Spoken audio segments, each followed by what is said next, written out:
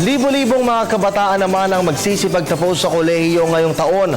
Para sa mga naghahanap ng trabaho, alamin kung ano-anong mga industriya ang may maraming job vacancies at mga paraan upang magkaroon agad ng inyong dream job. Ihatid sa atin yan ni Ria Fernandez.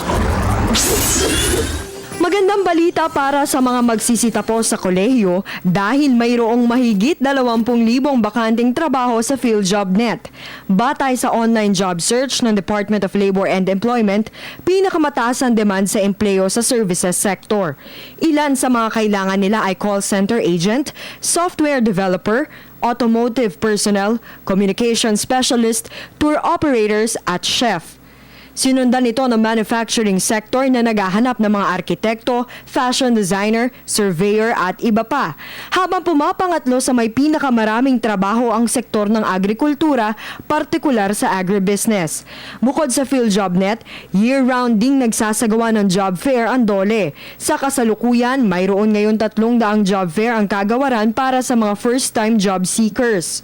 Ang kailangan lamang dalhin dito ay maraming kopya ng resume at 2x2 pictures.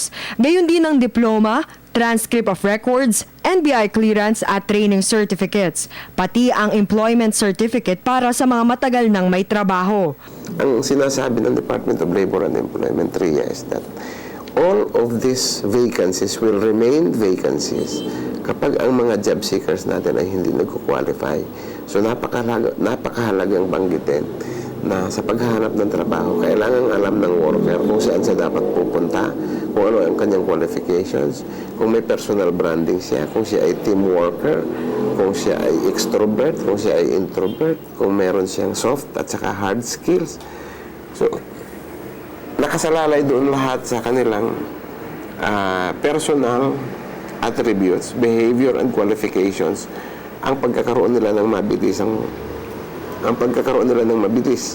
na pamamaraan upang makakita at matanggap sa mga trabaho naririyan sa merkado. Sakaling matanggap sa iba at hindi sa pinapangarap na trabaho, payo ng DOLE na tanggapin muna ito upang makakuha ng sapat na karanasan bago lumipat.